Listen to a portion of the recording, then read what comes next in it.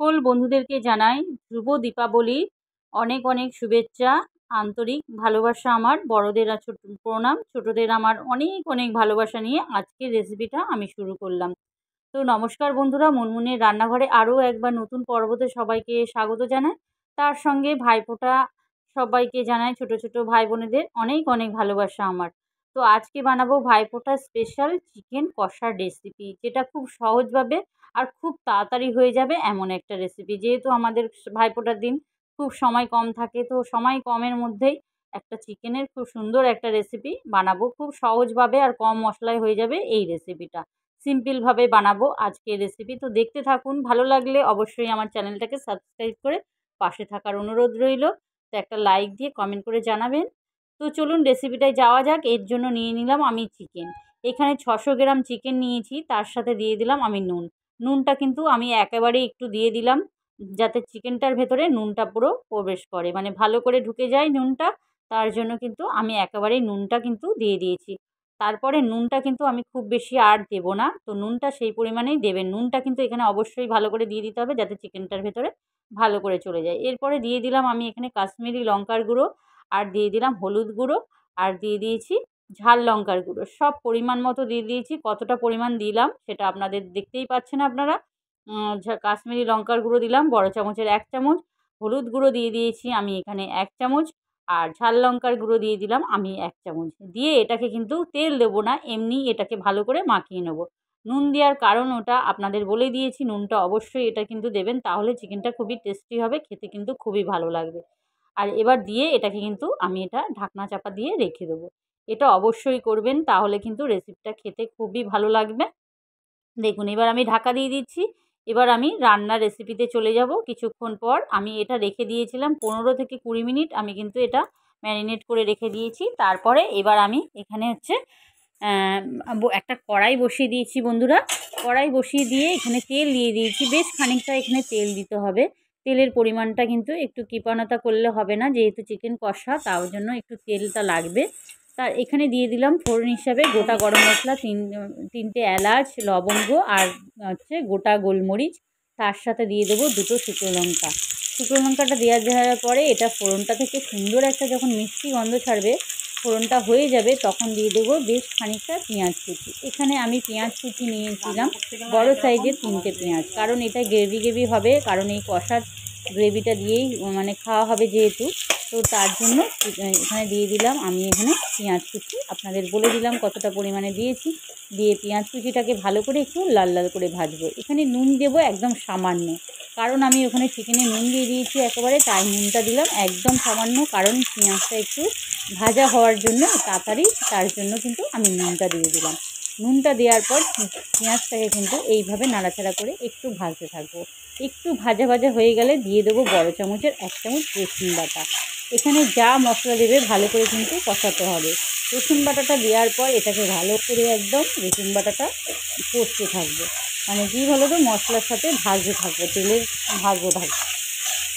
এবার একটু ভাজতে ভাজতে এবার দিয়ে দেবো এখানে আমি কিছুক্ষণ পর 1 চামচ, বড় চামচের 1 চামচ আদা বাটা।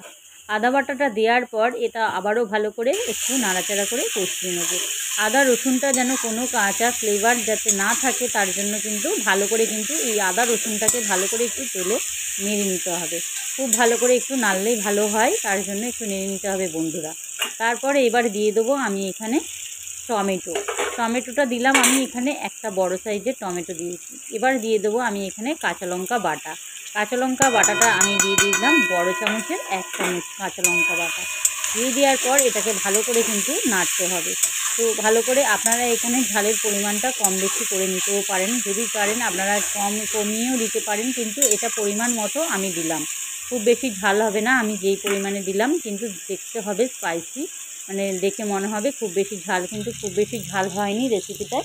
তারপরে এবার দিয়ে দিলাম আমি এখানে হচ্ছে জিরে গুঁড়ো দিয়ে দিলাম আমি এখানে 1/2 চামচ করে, দুবার দিলাম 1 চামচ, আর দিয়ে দিলাম ধনে গুঁড়ো 1 চামচ। তো এক চামচ ধনে গুঁড়ো আর জিরে গুঁড়ো দিয়ে দিয়েছি। দিয়ে দেওয়ার পর এখানে হচ্ছে কাশ্মীরি লঙ্কার গুঁড়ো দিয়ে দেবো আমি 1 চামচ, আর 1/2 চামচের মতো কাশ্মীরি লঙ্কার গুঁড়ো, আন্দাজ মতো আমি একটু দিয়ে দিলাম বেশ খানিকটা। এটা যদি আপনারা কালার না চান তাহলে এটা স্কিপও করতে পারেন। এবার এই মশলাটাকে ভালো করে কিন্তু কষিয়ে নেব, খুব ভালো করে কিন্তু কষতে হবে। যত ভালো করে এই মশলাটাকে কষাবেন এই রেসিপিটা কিন্তু খেতে টেস্টি হবে।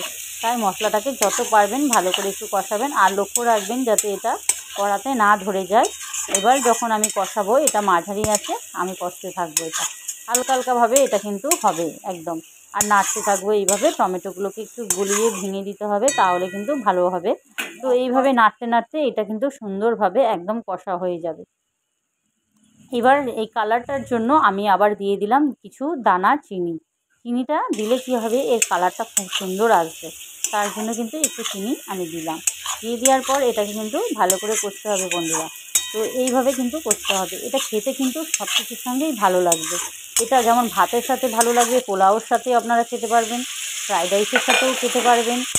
তো রুটি পরোটা লুচি সব কিছুর সঙ্গে এই রেসিপিটা কিন্তু খাওয়া যায়। একটু জল দিয়ে দিয়েছিলাম আমি, একটু সামান্য জল দিয়ে, কারণ হচ্ছে ধরে যাচ্ছিলো, ধরে যাবে না হলে কড়াতে, একটু জল দিয়ে দিয়ে কষিয়ে নিতে হবে।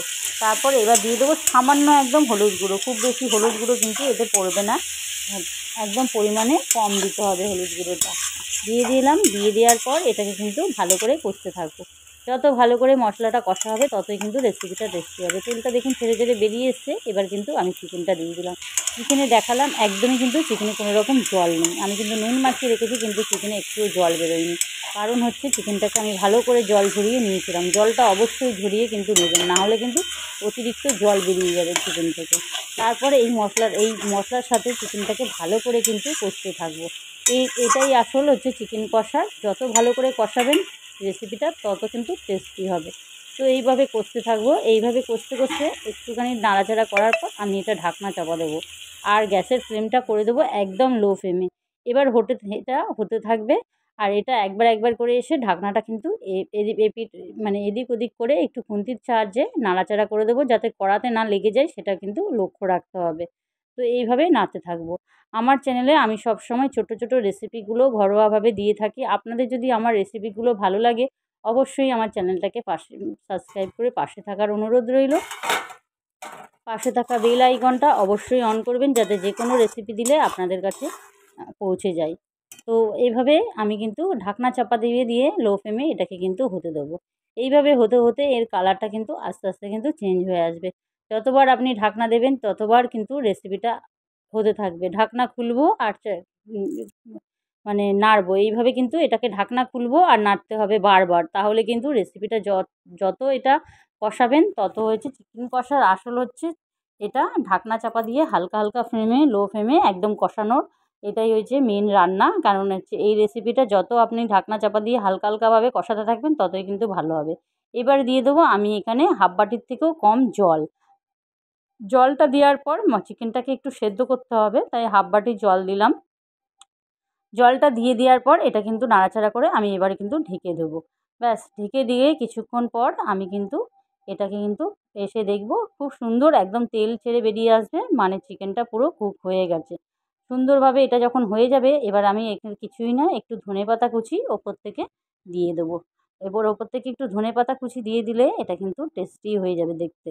তো একটু ধনেপাতা কুচি দিয়ে দিয়েছি, দিয়ে একটু নাড়াচাড়া করে দেবো। দেখুন সুন্দরভাবে একটু নাড়াচাড়া করে দিয়েছিলাম।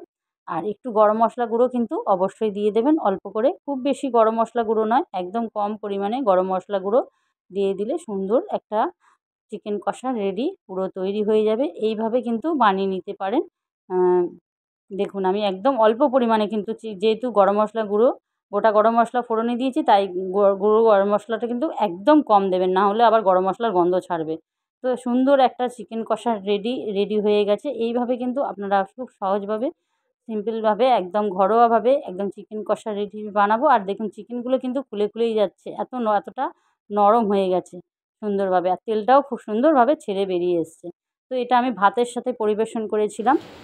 দেখুন চিকেনটা এইরকম কালার এসছে। তো আজকের রেসিপি রেডি হয়ে গেল। রেসিপি যদি ভালো লাগে অবশ্যই লাইক করে কমেন্ট বক্সে জানাতে কিন্তু একদম ভুলবেন না। আপনাদের ছোট ছোট কমেন্টগুলো আমাদের কিন্তু উৎসাহ করে। আর থ্যাংক ইউ ফর ওয়াচিং। টাটা, সবাই ভালো থাকবেন, সুস্থ থাকবেন।